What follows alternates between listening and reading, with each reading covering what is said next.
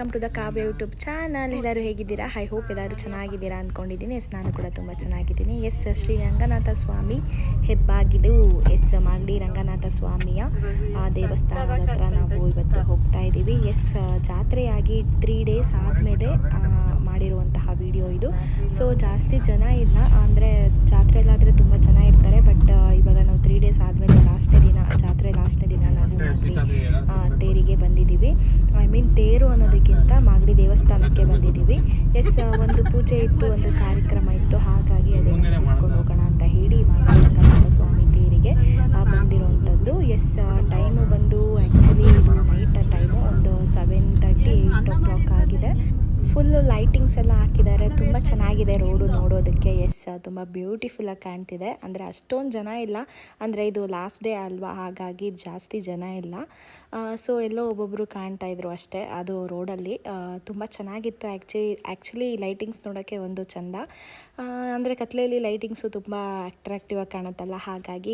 Guys, ಖಂಡಿತವಾಗ್ಲೂ ಇವತ್ತು ಮಾಗಡಿ ರಂಗನಾಥ ಸ್ವಾಮಿ ದೇವಸ್ಥಾನದಲ್ಲಿ ಒಂದು ಪೂಜೆ ಇತ್ತು, ಹಾಗಾಗಿ ಪೂಜೆ ಮುಗಿಸ್ಕೊಂಡು ಮನೆಗೆ ಹೋಗೋಣ ಅಂತ ಹೇಳಿ ನಾವು ಬಂದಿರೋವಂಥದ್ದು. ನೋಡೋಣ, ಲೈಟಿಂಗ್ಸ್ ಎಲ್ಲ ತುಂಬ ಚೆನ್ನಾಗಿತ್ತು. ಹಾಗೆ ಒಳಗಡೆ ಯಾವ ರೀತಿ ಪೂಜೆ ಇದೆ, ಯಾವ ರೀತಿ ವಿಶೇಷತೆಗಳಿದೆ ಅಂತ ಖಂಡಿತವಾಗ್ಲೂ ಈ ವಿಡಿಯೋದಲ್ಲಿ ಅಪ್ಲೋಡ್ ಮಾಡಿದ್ದೀನಿ. ದಯವಿಟ್ಟು ಕೊನೆವರೆಗೂ ವಾಚ್ ಮಾಡಿ ಅಂತ ಹೇಳಕ್ಕೆ ಇಷ್ಟಪಡ್ತೀನಿ. ಎಕ್ಸ್ಪೆಷಲಿ ಇವತ್ತು ಇಲ್ಲಿಗೆ ಬಂದಿರುವಂತಹ ಮುತ್ತಿನ ಪಲ್ಲಕ್ಕಿ ಅಂತ ಹೇಳ್ತಾರೆ ಇವತ್ತು. ನೋಡಿ, ಇದು ಮಾಗಡಿ ರಂಗನಾಥ ಸ್ವಾಮಿಯ ದೇವಸ್ಥಾನ. ಇದು ಬಂದು ಎಂಟ್ರೆನ್ಸು ತುಂಬ ಹೂಗಳಿಂದ ಅಲಂಕಾರ ಮಾಡಿದ್ದಾರೆ. ತುಂಬ ಬ್ಯೂಟಿಫುಲ್ಲಾಗಿ ಕಾಣ್ತಿದೆ ಅಂತಲೇ ಹೇಳ್ಬೋದು. ನಮ್ಮ ರಂಗನಾಥ ಸ್ವಾಮಿ ಮಲಗಿರುವಂಥದ್ದು, ಅಂದರೆ ಇದು ಹೂಗಳಲ್ಲಿ ಅಲಂಕಾರ ಮಾಡಿದಾರಲ್ವ, ಹಾಗಾಗಿ ತುಂಬ ಸಕ್ಕತ್ತಾಗಿ ಕಾಣ್ತಿದೆ ಖಂಡಿತವಾಗ್ಲೂ. ನಮ್ಮ ಹಿಂದೂ ಸಂಸ್ಕೃತಿಯಲ್ಲಿ ನಮ್ಮ ಪೂಜೆ ಆಗಿರ್ಬೋದು, ನಮ್ಮ ಡೆಕೋರೇಷನ್ ಆಗಿರ್ಬೋದು, ಸಂಸ್ಕೃತಿ ಆಚಾರ ವಿಚಾರಗಳೆಲ್ಲ ತುಂಬ ಚೆನ್ನಾಗಿರುತ್ತೆ ಆ್ಯಕ್ಚುಲಿ. ಹಾಗಾಗಿ ಕೆಲವೊಂದು ದೇವಸ್ಥಾನಗಳಲ್ಲಿ ತುಂಬ ಅದ್ಧೂರಿಯಾಗಿ ಅಲಂಕಾರ ಮಾಡಿರುವಂಥದ್ದಾಗಿರ್ಬೋದು, ಅದನ್ನೆಲ್ಲ ನೋಡೋಕ್ಕೆ ನಿಜವಾಗ್ಲೂ ನಾವೇ ಪುಣ್ಯವಂತರು ಅಂತ ಹೇಳ್ಬೋದು. ನೋಡಿ ಎಷ್ಟು ಸಕ್ಕತ್ತಾಗಿ ಡೆಕೋರೇಷನ್ ಮಾಡಿದ್ದಾರೆ ಹೂದಲ್ಲಿ. ಅದು ರಂಗನಾಥ ಸ್ವಾಮಿ ಮಲಗಿರುವಂಥದ್ದು. ತುಂಬ ಚೆನ್ನಾಗಿದೆ. ನೆಕ್ಸ್ಟ್ ಇದು ಬಂದು ಎಂಟ್ರೆನ್ಸು. ಇದು ದೇವಸ್ಥಾನಕ್ಕೆ ಹೋಗುವಾಗ ಸಿಗುವಂತಹ ಎಂಟ್ರೆನ್ಸು. ಇದು ಮಾಗಡಿ ರಂಗನಾಥ ಸ್ವಾಮಿಯ ದೇವಸ್ಥಾನ. ಇದು ಪುರಾತನ ಕಾಲದಂತಹ ಪುಣ್ಯವಾದ ಸ್ಥಳ. ಇದು ಪುರಾತನ ಕಾಲದಲ್ಲಿ ಖಂಡಿತವಾಗ್ಲೂ ಕಟ್ಟಿರುವಂತಹ ಕೆಂಪೇಗೌಡರ ಕಾಲದಲ್ಲಿ ನಿರ್ಮಿತವಾಗಿರುವಂತಹ ಮಾಗಡಿ ರಂಗನಾಥ ಸ್ವಾಮಿ ಟೆಂಪಲ್ಲು. ತುಂಬ ಬ್ಯೂಟಿಫುಲ್ ಆಗಿದೆ ಆ್ಯಕ್ಚುಲಿ. ಇದೆಲ್ಲ ಫುಲ್ಲು ಕಲ್ಲಿಂದ ಮಾಡಿರುವಂತಹ ಟೆಂಪಲ್, ಅಂದರೆ ಕಲ್ಲಿಂದ ಕಟ್ಟಿರುವಂತಹ ಟೆಂಪಲ್ಲು. ನೆಕ್ಸ್ಟು ನಾವು ಎಂಟ್ರೆನ್ಸಿಗೆ ಬಂದ್ವಿ. ವಿಶೇಷವಾಗಿ ಮುತ್ತಿನ ಪಲ್ಲಕ್ಕಿಯಲ್ಲಿ ನಮ್ಮ ರಂಗನಾಥ ಸ್ವಾಮಿ ದೇವರು ಇವತ್ತು ಮೆರವಣಿಗೆ ಬರುವಂಥದ್ದು. ದೇವಸ್ಥಾನದ ಒಳಗಡೆ ಹೋಗೋಕ್ಕಿಂತ ಮುಂಚೆ ದೇವರ ನಾಮವನ್ನು ಹಾಕಿಸ್ಕೊಂಡು ಆನಂತರ ನಾವು ದೇವಸ್ಥಾನಕ್ಕೆ ಒಳಗಡೆ ಹೋಗ್ತಾ ಇರೋವಂಥದ್ದು. ನಮ್ಮ ಫ್ಯಾಮಿಲಿಯಲ್ಲೆಲ್ಲರೂ ಕೂಡ 3 ನಾಮ ಹಾಕಿಸ್ಕೊಂಡು ಆನಂತರ ದೇವ್ರಿಗೆ ಕೈ ಮುಕ್ಕೊಂಡು ದೇವಸ್ಥಾನ ಒಳಗಡೆ ಎಂಟ್ರೆನ್ಸಿಂದ ಒಳಗಡೆ ದೇವಸ್ಥಾನದ ಗರ್ಭಗುಡಿಯ ಒಳಗಡೆ ಹೋಗ್ತಾ ಇದ್ದೀವಿ. ಅದೆಲ್ಲ ಫ್ಯಾಮಿಲಿ ಎಲ್ಲರೂ ಕೂಡ ಬಂದಿದ್ವಿ. ದೇವಸ್ಥಾನಕ್ಕೆ ಹೋಗಿ ಆ ಪೂಜೆ ಎಲ್ಲ ಮಾಡಿಸ್ಕೊಂಡು ಆನಂತರ ಮುತ್ತಿನ ಪಲ್ಲಕ್ಕಿ ನೋಡೋಣ, ನಮ್ಮ ದೇವರು ರಂಗನಾಥ ಸ್ವಾಮಿ ಮುತ್ತಿನ ಪಲ್ಲಕ್ಕಿ ಬರ್ತಾರೆ ಅಂತ ಒಂದು ತುಂಬ ಕ್ಯೂರಿಯಾಸಿಟಿಯಿಂದ ವೆಯ್ಟ್ ಮಾಡಿಕೊಂಡು ನಾವು ವೆಯ್ಟ್ ಮಾಡ್ತಾ ಇದ್ವಿ. ಹಾಗಾಗಿ ಅದಕ್ಕೆ ಅಂತಲೇ ನೈಟ್ ಟೈಮ್ ಮಾಡಿಕೊಂಡು ದೇವಸ್ಥಾನಕ್ಕೆ ಬಂದಿತ್ತು. ನೆಕ್ಸ್ಟ್ ಒಳಗಡೆ ಹೋಗೋಣ. ದೇವಸ್ಥಾನದ ಒಳಗಡೆ ಎಂಟ್ರೆನ್ಸ್ ಹೋಗ್ತಾನೆ ದೇವಸ್ಥಾನದ ಒಳಗಡೆ ತುಂಬ ಸೂಪರಾಗಿ ಹೂವಿನಿಂದ ಅಲಂಕಾರವನ್ನು ಮಾಡಿದರು. ಮತ್ತು ಇನ್ನೊಂದು ಏನಂತ ಅಂದರೆ ದೇವಸ್ಥಾನದ ಒಳಗಡೆ ಫೋಟೋ ವಿಡಿಯೋಸ್ ಯಾವುದು ಅಲೋ ಇಲ್ಲ, ಯಾವುದು ತೆಗಿಯೋಂಗಿಲ್ಲ. ಹಾಗಾಗಿ ನನ್ನ ವೀಡಿಯೋಸ್ಗಳನ್ನ ಮತ್ತೆ ಇಲ್ಲೇ ಸ್ಟಾಪ್ ಮಾಡ್ತಾ ಇದ್ದೀನಿ. ನೋಡಿ ಎಷ್ಟು ಬ್ಯೂಟಿಫುಲ್ಲಾಗಿ ಅಲಂಕಾರ ಮಾಡಿದ್ದಾರೆ, ಸೂಪರಾಗಿತ್ತು ಆ್ಯಕ್ಚುಲಿ. ನೆಕ್ಸ್ಟು ಮುತ್ತಿನ ಪಲ್ಲಕ್ಕಿಗೆ ಅಂತ ಹೇಳಿ ಆಲ್ರೆಡಿ ಎಲ್ಲ ರೆಡಿ ಮಾಡ್ಕೊತಾ ಇದ್ರು. ಬಟ್ ಟೈಮಿಂಗ್ಸ್ ಎಷ್ಟು ಗಂಟೆಗೆ ಅಂತ ಗೊತ್ತಿರಲಿಲ್ಲ ನಮಗೆ. 10 o'clock ಮೇಲೆ ಸೊ ರೆಡಿ ಮಾಡ್ತಾಯಿದ್ರು. ನಾನು ಕೂಡ ಅಲ್ಲೇ ಎಷ್ಟು ಗಂಟೆಗೆ ಏನು ಎತ್ತ ಅಂತ ಎಲ್ಲ ವಿಚಾರಿಸ್ಕೊತಾ ಇದ್ದೆ. ಏನಕ್ಕೆ ಅಂದರೆ ನಮ್ಮ ಪಾಪು ಬೇರೆ ಇದ್ದಾನಲ್ವ, ಜಾಸ್ತಿ ಹೊತ್ತಾದರೆ ಇರೋಕ್ಕಾಗೋದಿಲ್ಲ. ಹಾಗಾಗಿ ಸ್ವಲ್ಪ ಎಷ್ಟು ಗಂಟೆಗೆ ಮಾಡ್ತಾರೆ ಏನು ಅಂತ ಹೇಳಿ ಅಲ್ಲಿ ಕೇಳ್ತಾ ಇದೆ. ಎಲ್ಲ ತುಂಬ ಬ್ಯೂಟಿಫುಲ್ಲಾಗಿ ಹೂವಿನಿಂದ ಅಲಂಕಾರ ಮಾಡ್ತಾಯಿದ್ರು ಪಲ್ಲಕ್ಕಿನ. ಆ್ಯಕ್ಚುಲಿ ಎಲ್ಲ ಮಲ್ಲಿಗೆ ಹೂವಿನಿಂದನೇ ಅಲಂಕಾರ ಮಾಡ್ತಾರೆ. ತುಂಬ ಚೆನ್ನಾಗಿತ್ತು. ಸ್ಮೆಲ್ಲು ಕೂಡ ಎಷ್ಟು ಚೆನ್ನಾಗಿ ಸ್ಮೆಲ್ ಬರ್ತಾಯಿತ್ತು ಅಂದರೆ ಅಲ್ಲಿ ಹೋಗಿದ ತಕ್ಷಣ ಮಲ್ಲಿಗೆ ಹೂವಿನ ಸ್ಮೆಲ್ಲು ಘಮ ಘಮ ಅಂತ ಬರ್ತಾಯಿತ್ತು. ಹಾಗೆ ನಾನು ದೇವಸ್ಥಾನದಲ್ಲಿ ಪೂಜೆ ಎಲ್ಲ ಮುಗಿಸ್ಕೊಂಡು ಆಚೆ ಬಂದ್ವಿ. ಆಚೆ ಸುತ್ತ ನೋಡಿದ್ರು ಫುಲ್ಲು ಲೈಟಿಂಗ್ಸು. ತುಂಬ ಖುಷಿ ಆಗ್ತಾಯಿತ್ತು ನನಗೆ ಈ ಲೈಟಿಂಗ್ಸ್ ಎಲ್ಲ ನೋಡಿ. ಏನಕ್ಕೆ ಅಂದರೆ ಕೆಲವೊಂದು ಟೈಮು ನಾವು ಚಿಕ್ಕವರಿದ್ದಾಗ ಇಲ್ಲೆಲ್ಲ ತುಂಬ ಚೆನ್ನಾಗಿ ಆಟ ಆಡ್ತಾಯಿದ್ವಿ. ಅಂದರೆ ಈ ಜಾತ್ರೆ ಟೈಮಲ್ಲಿ ಬಂದರೆ ತುಂಬ ಚೆನ್ನಾಗಿ ಎಂಜಾಯ್ ಮಾಡ್ತಾಯಿದ್ವಿ ಈ ಜಾತ್ರೆನ, ಮಾಗಡಿ ರಂಗನಾಥ ಸ್ವಾಮಿ ಜಾತ್ರೆನ. ಎಸ್, ಅದೇ ರೀತಿ ಹಿಂದೆದೆಲ್ಲ ನೆನಪಾಯಿತು ನನಗೆ. ಜಾತ್ರೆಯಲ್ಲಿ ಎಷ್ಟು ಚೆನ್ನಾಗಿ ಆಟ ಆಡ್ತಾಯಿದ್ವಿ, ಎಷ್ಟು ಚೆನ್ನಾಗಿ ಎಂಜಾಯ್ ಮಾಡ್ತಾಯಿದ್ವಿ ನಾವು ಚಿಕ್ಕವರಿದ್ದಾಗ. ಆವಾಗಲೇ ಲೈಫು ತುಂಬ ಚೆನ್ನಾಗಿರುತ್ತೆ ಅಂತ ಅನಿಸ್ತಾಯಿತ್ತು ಒಂದೊಂದು ಸರಿ. ಎಸ್ ಗೈಸ್, ಅದೇ ರೀತಿ ಪೂಜೆ ಎಲ್ಲ ಮುಗಿಸ್ಕೊಂಡು ಆನಂತರ ನೆಕ್ಸ್ಟು ಆಚೆ ಹೋಗೋಣ ಅಂತ ಹೇಳಿ ಹೋಗ್ತಾ ಇದ್ವಿ. ನೆಕ್ಸ್ಟು ಅದ್ರ ಎದುರುಗಡೆನೇ ನಮ್ಮ ರಂಗನಾಥ ಸ್ವಾಮಿ ಟೆಂಪಲಿನ ಎದುರುಗಡೆನೇ ಒಂದು ಬಿಸಿಲು ಮಾರಮ್ಮ ಟೆಂಪಲ್ ಇದೆ. ಇದು ಹೆಣ್ದೇವರು, ತುಂಬ ಅಂದರೆ ತುಂಬ ಪವರ್ಫುಲ್ ಆಗಿರುವಂತಹ ಹೆಣ್ದೇವರು. ರಂಗನಾಥ ಸ್ವಾಮಿ ಎದುರುಗಡೆನೇ ಒಂದು ಬಿಸಿಲು ಮಾರಮ್ಮ ಟೆಂಪಲ್ ಇರುವಂಥದ್ದು. ಎಸ್, ಹಾಗೆಯೇ ನೆಕ್ಸ್ಟು ಬಂದು ನಮ್ಮ ತೇರು ಕೂಡ ಅಲ್ಲೇ ಕಾಣ್ತಾ ಇತ್ತು. ತುಂಬ ಚೆನ್ನಾಗಿ ಕಾಣ್ತಾ ಇತ್ತು ಆ್ಯಕ್ಚುಲಿ ಲೈಟಿಂಗ್ಸಲ್ಲಿ. ನನಗೂ ಕೂಡ ತುಂಬ ಇಷ್ಟ ಆಯಿತು. ಎಸ್, ತೇರ ಹತ್ರನೂ ಖಂಡಿತವಾಗ್ಲೂ ಹೋಗಬೇಕು ಆಮೇಲೆ ಅಂದ್ಕೊಂಡು ಆನಂತರ ಈ ಬಿಸಿಲು ಮಾರಮ್ಮ ದೇವಿಗೆ ಪೂಜೆ ಮಾಡುತ್ತಾ ಪೂಜೆ ಮುಗಿಸ್ಕೊಂಡು ಆನಂತರ ತೇರ ಹತ್ರ ಹೋಗೋಣ ಅಂತ ಹೇಳಿ ಹೊರಟಿದ್ವಿ. ಎಸ್, ತುಂಬ ಪವರ್ಫುಲ್ ಆಗಿರುವಂತಹ ದೇವರು ಅದು ಖಂಡಿತವಾಗ್ಲೂ. ನೆಕ್ಸ್ಟ್ ಬಂದು ನೋಡಿ, ಮಿಂಚುತ್ತಿರುವಂತಹ ಮಿಣಮಿಣ ಬಲೂನ್ಸು, ಆನಂತರ ಮಕ್ಕಳು ಆಟಿಕೆಗಳು ತುಂಬ ಕ್ಯೂಟಾಗಿತ್ತು. ಇದನ್ನೆಲ್ಲ ನಾವು ಚಿಕ್ಕವರಿದ್ದಾಗ ಸಖತ್ ಎಂಜಾಯ್ ಮಾಡ್ತಾಯಿದ್ವಿ. ಈ ಬಲೂನ್ಸ್ನ ಆಟ ಆಡಿಕೊಂಡು ಆನಂತರ ನೋಡಿಕೊಂಡು.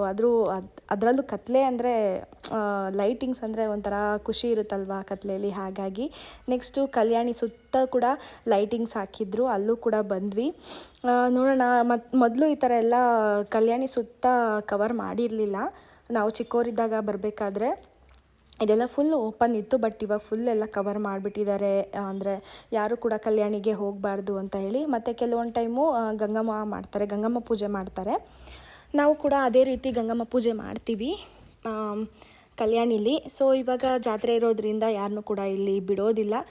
ಜಾತ್ರೆ ಎಲ್ಲ ಮುಗ್ದು ಆದಮೇಲೆ, ಅಂದರೆ ಕೆಲವು ದಿನಗಳ ಆದಮೇಲೆ ಗಂಗಮ್ಮ ಪೂಜೆ ಮಾಡ್ಕೊಬೋದು. ಎಸ್, ಗಂಗೆ ಪೂಜೆ ಮಾಡ್ತೀವಿ. ಎಸ್, ನೋಡಿ ಸುತ್ತ ಕಲ್ಯಾಣಿ ಸುತ್ತ ಎಷ್ಟು ಚೆನ್ನಾಗಿ ಲೈಟಿಂಗ್ಸ್ ಹಾಕಿದ್ದಾರೆ ಅಂತ ಅಂದರೆ ಎಷ್ಟು ಬ್ಯೂಟಿಫುಲ್ಲಾಗಿ ಕಾಣ್ತಿದೆ. ನಮ್ಮ ಮಾಗಡಿ ರಂಗನಾಥ ಸ್ವಾಮಿ ದೇವಸ್ಥಾನ ಇದು ಕಲ್ಯಾಣಿ, ಅದರ ಸುತ್ತ ಲೈಟಿಂಗ್ಸ್ ಹಾಕಿರುವಂಥದ್ದು. ಮತ್ತು ಇಲ್ಲಿ ಗಂಗೆ ಪೂಜೆ ಮಾಡ್ತಾರೆ. ಏನಾದರೂ ಹರಿಸ್ಕೊಂಡಿದ್ರೆ ಖಂಡಿತವಾಗ್ಲೂ ಎಲ್ಲ ಒಳ್ಳೆಯದಾಗುತ್ತೆ. ಆನಂತರ ಇದು ಬಸವಣ್ಣನ ಟೆಂಪಲ್, ಅಂದರೆ ಬಸವಣ್ಣನ ಟೆಂಪಲ್ಲು. ಒಂದು ಚಿಕ್ಕದಾಗಿ ಬಸವಣ್ಣ ಇದ್ದಾರೆ. ನೆಕ್ಸ್ಟು ನೋಡಿ, ಮಕ್ಕಳು ಆಟಿಕೆಗಳೆಲ್ಲ ಇತ್ತು, ಅದನ್ನು ಕೂಡ ನಾನು ವಿಡಿಯೋಸ್ ಮಾಡ್ತಾಯಿದ್ದೆ. ನನ್ನ ಮಗನಿಗೆ ಯಾವ ಆಟ ಸಾಮಾನು ಬೇಕೋ ಅದನ್ನೆಲ್ಲ ಅವ್ರ ಮಾಮ ಕೊಡಿಸ್ತಾಯಿದ್ರು. ಅವನಿಗೆ ಬ್ಯಾಟು ಬಾಲ್ ಬೇಕು ಇಲ್ಲ ಗನ್ ಬೇಕು ಅಂತ ಏನೋ ಚೂಸ್ ಮಾಡ್ತಾ ಇದ್ದ, ಯಾವ್ದು ಬೇಕು ಅಂತ ಕೇಳ್ತಾ ಇದೆ. ಬಟ್ ಎಲ್ಲ ಕೂಡ ಒಂಥರ ಬ್ಯೂಟಿಫುಲ್ಲಾಗಿ ಚೆನ್ನಾಗಿತ್ತು. ಒಂದು 5-6 ತೊಗೊಂಡ, ಬಟ್ ಯಾವುದ್ರಲ್ಲಿ ಆಟ ಆಡ್ತಾನೋ ಖಂಡಿತವಾಗ್ಲೂ ಗೊತ್ತಿಲ್ಲ. ಬಟ್ ಎಲ್ಲನೂ ಕೂಡ ಅಂಟ್ಕೊಂಡಿರ್ತಾನೆ ಮನೆ ತುಂಬ ಆಟ ಆಡಿಕೊಂಡು, ಮೊದಲೇ ತೀಟೆ ಅಲ್ವಾ. ಹಾಗಾಗಿ ಎಸ್, ಆಟ ಸಾಮಾನು ಬೇಕಂತ ತೊಗೊಂಡ. ನೆಕ್ಸ್ಟು ಇಲ್ಲಿ ಇನ್ನೊಂದು ಸ್ಪೆಷಲ್ ಅಂತಂದರೆ, ನಾವು ಯಾವಾಗ ಬಂದರೂ ಕೂಡ ಮಾಗಡಿ ರಂಗನಾಥ ಸ್ವಾಮಿ ಟೆಂಪಲ್ಗೆ ಇಲ್ಲಿ ಚುರುಮುರಿ ತೊಗೊತೀವಿ. ಇದು ತುಂಬ ಅಂದರೆ ತುಂಬ ಬ್ಯೂಟಿಫುಲ್ಲಾಗಿರುತ್ತೆ. ಈ ಚುರುಮುರಿ ಟೇಸ್ಟ್ ಅಂತೂ ಸಖತ್ತಾಗಿರುತ್ತೆ ಅಂತಲೇ ಹೇಳ್ಬೋದು. ಖಂಡಿತವಾಗ್ಲೂ ನೀವು ಏನಾದರೂ ಈ ಮಾಗಡಿ ರಂಗನಾಥ ಸ್ವಾಮಿ ದೇವಸ್ಥಾನಕ್ಕೆ ಬಂದರೆ ಇಲ್ಲಿ ಒಂದು ಟೈಮು ಆ ದೇವಸ್ಥಾನ ಎದುರುಗಡೆನೇ ಒಂದು ಚುರುಮುರಿ ಅಂಗಡಿ ಇದೆ. ತುಂಬ ಸೂಪರಾಗಿರುತ್ತೆ ಟೇಸ್ಟು. ಒಂದ್ಸರಿ ಟೇಸ್ಟ್ ಮಾಡ್ಕೊಂಡು ಹೋಗಿ ಅಂತ ಹೇಳೋಕ್ಕೆ ಇಷ್ಟಪಡ್ತೀನಿ. ಆನಂತರ ಪಾನಿಪುರಿ, ನೆಕ್ಸ್ಟು ಮಸಾಲೆ ಪುರಿ, ಹಾಗೂ ನೆಕ್ಸ್ಟ್ ಬಂದು ಚುರುಮುರಿಲಿ ಟಿಕ್ಕಿ ಮಸಾಲ, ಆನಂತರ ಪೈನಾಪಲ್ ಮಸಾಲ, ಮತ್ತು ಇನ್ನು ಎಷ್ಟೊಂದು ಥರ ಎಲ್ಲ ಥರನೂ ಟೇಸ್ಟ್ ನೋಡಬೇಕು ಅಂತ ಹೇಳಿಬಿಟ್ಟು ಎಲ್ಲ ಡಿಫ್ರೆಂಟಾಗೆಲ್ಲ ತೊಗೊಂಡು ಎಲ್ಲನೂ ಕೂಡ ಟೇಸ್ಟ್ ನೋಡಿದ್ವಿ. ಎಲ್ಲ ಸಕ್ಕತ್ತಾಗಿತ್ತು ಆ್ಯಕ್ಚುಲಿ. ಬಟ್ ಹೊಟ್ಟೆ ಬೇರೆ ತುಂಬ ಹಸ್ತಿತ್ತು. ಅದಕ್ಕೂ ಚೆನ್ನಾಗಿ ಬ್ಯಾಟಿಂಗ್ ಆಯಿತು. ಸ್ನ್ಯಾಕ್ಸ್ ಎಲ್ಲ ಚೆನ್ನಾಗಿ ತಿಂದ್ವಿ. ತುಂಬ ಟೇಸ್ಟಿಯಾಗಿತ್ತು ಅಂತಲೇ ಹೇಳ್ಬೋದು. ಬಟ್ ಈ ಕಾಂಗ್ರೆಸ್ ಕಳೆಬೀಜದಲ್ಲಿ ಮಸಾಲೆಯನ್ನು ಜಾಸ್ತಿ ಹಾಕ್ಬಿಟ್ಟಿದ್ರು, ಅಂದರೆ ಖಾರ ಜಾಸ್ತಿ ಹಾಕ್ಬಿಟ್ಟಿದ್ರು. ತುಂಬ ಸ್ಪೈಸಿ ಇತ್ತು, ಜಾಸ್ತಿ ತಿನ್ನೋಕ್ಕಾಗಲಿಲ್ಲ. ಎಸ್, ಏನಿವೆ ತುಂಬ ಚೆನ್ನಾಗಿತ್ತು ನೈಟು ಅಂತ ಹೇಳೋಕ್ಕೆ ಇಷ್ಟಪಡ್ತೀನಿ. ನೆಕ್ಸ್ಟ್ ಬನ್ನಿ ನಮ್ಮ ತೇರ ಹತ್ರ ಹೋಗೋಣ. ಮಾಗಡಿ ರಂಗನಾಥ ಸ್ವಾಮಿಯ ತೇರ ಬಗ್ಗೆ ನಾನು ಖಂಡಿತವಾಗ್ಲೂ ಒಂದು ವಿಷಯವನ್ನು ಹೇಳಬೇಕು. ನಾನು ಚಿಕ್ಕವಳಿದ್ದಾಗಿಂದನೂ ಕೂಡ ಮಾಗಡಿ ರಂಗನಾಥ ಸ್ವಾಮಿ ತೇರನ್ನ ನಾನು ನೋಡ್ತಾನೆ ಬಂದಿದ್ದೀನಿ. ಎಷ್ಟು 1000 ಕೋಟಿ ಜನ ಬಂದರೂ ಕೂಡ ತೇರನ್ನ ಎಳೆಯೋಕ್ಕಾಗೋದಿಲ್ಲ ಅದೇ ಟೈಮಿಗೆ. ಏನಕ್ಕೆ ಅಂತ ಅಂದರೆ, ಅದು ಒಂದು ಆ ಪುರಾತನ ಕಾಲದಿಂದಲೂ ಒಂದು ಕಥೆನೇ ಇದೆ ಅದ್ರ ಬಗ್ಗೆ. ಗರುಡ ಬಂದು ಆ ತೇರಿಗೆ ಟಚ್ ಆಗಿ, ಅಂದರೆ ಗರುಡ ಅಂದರೆ ಎಷ್ಟೊಂದು ಈ ಗರುಡಗಳು ಬಂದು ತೇರಿನ ತುದಿಗೆ ಟಚ್ ಆಗಿ ಆ ನಂತರ ತೇರನ್ನ ಎಳೆದ್ರೆ ಮಾತ್ರ ತೇರು ಮುಂದಕ್ಕೆ ಹೋಗೋದು. ಅದು ವಿಷ್ಣು ಸ್ವರೂಪ ಅಂತಲೇ ಹೇಳ್ಬೋದು. ತೇರಿಗೆ ವಿಷ್ಣು ಸ್ವರೂಪ ಅಂತ ಹೇಳ್ತಾರೆ. ಆ ಟೈಮಲ್ಲಿ ವಿಷ್ಣು ದೇವರು ಬಂದು ಏನು ಮಾಡ್ತಾರೆ, ಆ ತೇರಿನ ತುದಿಯನ್ನು ಸುತ್ತೊಡೆದು ಆ ನಂತರ ತೇರನ್ನ ಮುಂದೆ ಎಳೆಯುವಂಥದ್ದು. ಇದು ತುಂಬ ಕಾಲದಿಂದನೂ ಕೂಡ ಇದೊಂದು ನಿಜವಾಗ್ಲೂ ಸತ್ಯವಾದ ದೇವರು ಅಂತಲೇ ಹೇಳ್ಬೋದು. ಏನಕ್ಕಂದರೆ ಇಲ್ಲಿ ಸುತ್ತಮುತ್ತ ಓಡಾಡಿದ ತಕ್ಷಣ ಫುಲ್ ಪಾಸಿಟಿವ್ ಫೀಲ್ ಆಗುತ್ತೆ.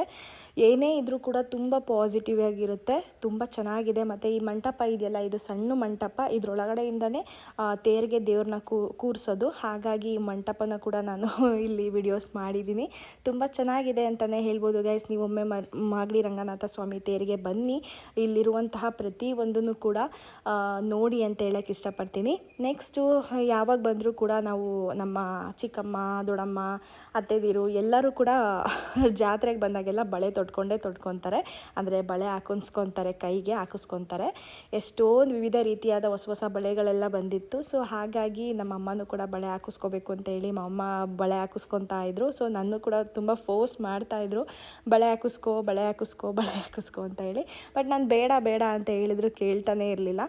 ಏನೋ ಅವ್ರಿಗೇನೋ ಆಸೆ ಅಲ್ವಾ, ಹಾಗಾಗಿ ಆಯಿತು ಅಂತ ಹೇಳಿಬಿಟ್ಟು ನಾನು ಕೂಡ ಹಾಕಿಸ್ಕೊಳ್ಬೇಕಂತ ನಾನು ಕೂತ್ಕೊಂಡಿದ್ದೆ. ಬಟ್ ಅವ್ರಿಗೆ ಈ ಕಲರ್ ಚೆನ್ನಾಗಿ ಕಾಣ್ತಿತ್ತು, ನಾನೇ ಸೆಲೆಕ್ಟ್ ಮಾಡಿಕೊಟ್ಟಿದ್ದೆ. ರಾಮ ಗ್ರೀನು ಬಳೆಗಳಂತಂದರೆ ಖಂಡಿತವಾಗ್ಲೂ ಹೆಣ್ಮಕ್ಳಿಗೆ ತುಂಬ ಇಷ್ಟ ಆಗುತ್ತೆ. ಕೈ ತುಂಬ ಬಳೆ ಹಾಕ್ಕೊಳ್ಳೋದು ಅದೆಲ್ಲ ಒಂಥರ ಚೆನ್ನಾಗಿರುತ್ತೆ. ಯಾವಾಗಲೂ ಹಾಕ್ಕೊಳ್ಳಲ್ಲ ಅಂತ ಅಂದರೂ ಕೂಡ ಸಮ್ಟೈಮ್ಸ್ ಹಾಕ್ಕೊಂಡಾಗ ತುಂಬ ಚೆನ್ನಾಗಿ ಕಾಣ್ತೀವಿ. ಹಾಗಾಗಿ ನಾನು ಕೂಡ ಬಳೆ ಕೂಡ ಹಾಕ್ಸ್ಕೊಂಡೆ. ತುಂಬ ಕ್ಯೂಟಾಗಿ ಕಾಣ್ತಿತ್ತು ನನ್ನ ಕೈ ಕೂಡ. ಎನಿವೇ ಥ್ಯಾಂಕ್ ಯು ಯಾರೆಲ್ಲ ನನ್ನ ವೀಡಿಯೋಸ್ಗಳನ್ನ ನೋಡ್ತಾ ಇದ್ದೀರಾ, ಯಾರೆಲ್ಲ ನನ್ನ ಚಾನಲ್ನ ವಾಚ್ ಮಾಡ್ತಾ ಇದ್ದೀರಾ, ಇದೇ ರೀತಿ ನನ್ನ ಚಾನಲ್ನ ವಾಚ್ ಮಾಡಿ ಅಂತ ಹೇಳೋಕ್ಕೆ ಇಷ್ಟಪಡ್ತೀನಿ. ನೆಕ್ಸ್ಟ್ ವೀಡಿಯೋಗಳಲ್ಲೂ ಕೂಡ ನಾನು ವಿವಿಧ ರೀತಿಯ ವ್ಲಾಗ್ಸ್ನ ತರ್ತೀನಿ. ಹಾಗೆ ಪೂಜೆ ಎಲ್ಲ ಮುಗಿಸ್ಕೊಂಡು ಆನಂತರ ನಾವು ಇನ್ನು ಮುತ್ತಿನ ಪಲ್ಲಕ್ಕಿ ಕೇಳಿದ್ವಿ. ರಥೋತ್ಸವ ಅವರು ಮಧ್ಯರಾತ್ರಿ 2:30 ಆಗುತ್ತೆ ಅಂತ ಹೇಳಿದ್ರೆ 2:30-3 ಗಂಟೆ ಆಗುತ್ತೆ. ಅಲ್ಲಿವರೆಗೂ ಮುತ್ತಿನ ಪಲ್ಲಕ್ಕಿ ಇಲ್ಲ, ಅಲ್ಲಿವರೆಗೂ ನೀವೇನು ಮಾಡ್ತೀರಾ ಅಂತ ಕೇಳಿದ್ರು. ಸೊ ಹಾಗಾಗಿ ನಾವು ಅಲ್ಲಿವರೆಗೂ ಇರೋಕ್ಕಾಗೋದಿಲ್ಲ, ಏನಕ್ಕೆ ಅಂದರೆ ಪಾಪು ಬೇರೆ ಇದ್ದಾನಲ್ವಾ. ಹಾಗಾಗಿ ಇಲ್ಲ ಹೊರಟ್ಬಿಡೋಣ ಅಂತ ಹೇಳಿಬಿಟ್ಟು ಅಲ್ಲಿಂದ ಹೊರಟ್ವಿ. ಇಲ್ಲ ಅಂತ ಅಂದಿದ್ದಿದ್ರೆ ಖಂಡಿತವಾಗ್ಲೂ ಪಾಪು ಇರಲಿಲ್ಲ ಅಂದಿದ್ದಿದ್ರೆ, ಪಾಪುನ ಕರ್ಕೊಂಡು ಬಂದಿರಲಿಲ್ಲ ಅಂದಿದ್ದಿದ್ರೆ ಮುತ್ತಿನ ಪಲ್ಲಕ್ಕಿನ ನೋಡಿಕೊಂಡೇ ಬರ್ಬೋದಾಗಿತ್ತು. ಸೊ ನಮಗೆ ಏನು ಮಾಡೋಕ್ಕಾಗಲ್ಲ, ಪಾಪು ಇರೋದ್ರಿಂದ ಮುತ್ತಿನ ಪಲ್ಲಕ್ಕಿನ ನೋಡೋಕ್ಕಾಗಲಿಲ್ಲ. ಬಟ್ ಅದ್ರ ಪ್ರಿಪ್ರೇಷನ್ ಮಾಡ್ತಿದ್ರು ಅಷ್ಟೇ, ಅದು ನೋಡ್ಕೊಂಡು ಸುಮ್ಮನೆ ಮನೆ ಕಡೆಗೆ ಬಂದ್ವಿ. ಏನಂತ ಅಂದರೆ ಆಸೆಯಿಂದ ಹೋದ್ವಿ, ಬಟ್ ಈ ಥರ ಆಯಿತು. ಏನು ಮಾಡೋಕ್ಕಾಗೋದಿಲ್ಲ, ನಮ್ಮ ಬ್ಯಾಡ್ ಲಕ್ ಅಲ್ವಾ. ಹಾಗಾಗಿ ಎಲ್ಲದಕ್ಕೂ ಒಂದು ಋಣ ಇರಬೇಕಂತೆ. ಏನಂತ ಅಂದರೆ ಖಂಡಿತವಾಗ್ಲೂ ಏನೇ ಒಂದು ತಿನ್ನಬೇಕಂದ್ರು, ಏನೇ ಒಂದು ನೋಡಬೇಕಂದ್ರು, ಏನೇ ಒಂದು ಸಿಗಬೇಕು ಅಂದರೂ ಖಂಡಿತವಾಗ್ಲೂ ಅದರದೇ ಆದ ಋಣ ಇರಬೇಕು. ಆಗ ಮಾತ್ರ ಅದು ನಮ್ಮ ಕೈಗೆ ಸಿಗೋಕ್ಕಾಗೋದು, ನೋಡೋಕ್ಕಾಗೋದು. ಅಂದ್ಕೊಂಡು ಮನೆ ಹತ್ರ ವಾಪಸ್ ಬಂದ್ವಿ. ಇವತ್ತಿನ ವ್ಲಾಗು ಇದಾಗಿತ್ತು. ದಯವಿಟ್ಟು ಕಾವ್ಯ ಕನ್ನಡ ವ್ಲಾಗ್ ಚಾನಲ್ನ ಸಬ್ಸ್ಕ್ರೈಬ್ ಮಾಡಿಲ್ಲ ಅಂದರೆ ದಯವಿಟ್ಟು ಸಬ್ಸ್ಕ್ರೈಬ್ ಮಾಡ್ಕೊಳ್ಳಿ, ಲೈಕ್ ಮಾಡಿ, ಶೇರ್ ಮಾಡಿ ನಿಮ್ಮ ಫ್ಯಾಮಿಲಿ ಫ್ರೆಂಡ್ಸ್ಗೆ ಅಂತ ಹೇಳ್ತಾ, ಯಾರೆಲ್ಲ ನನ್ನ ವೀಡಿಯೋಸ್ನ ಕೊನೆವರೆಗೂ ನೋಡಿಲ್ಲ ದಯವಿಟ್ಟು ಕೊನೆವರೆಗೂ ನೋಡಿ. Thank you for watching all. Next ವೀಡಿಯೋದಲ್ಲಿ ಸಿಗ್ತೀನಿ. ಬಾಯ್.